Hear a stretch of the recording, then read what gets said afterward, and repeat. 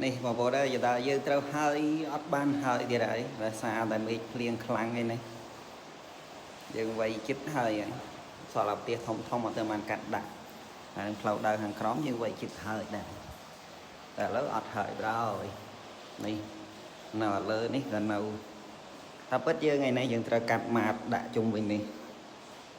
កាត់ម៉ាតអីកាត់ថ្មធម្មជាតិបាទច្រឡំតែម៉ាតតាមពិតថ្មភ្នំធម្មជាតិនេះត្រូវកាត់ដាក់ឡាយតាមនេះដូចខាងក្រោមមើលមកសាបហ្មងតែចែកដល់នេះថ្ងៃនេះបិចភ្លៀងមកត្រូវដាក់មកជុំនេះទាំងអស់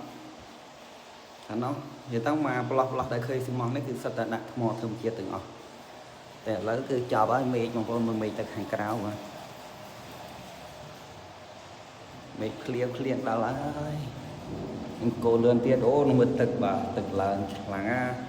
ថ្ងៃមុនភ្លៀងតែ1ម៉ោងនឹងលិចផ្លូវបាទចាំមើលតិចទៀតលិចអត់បាទ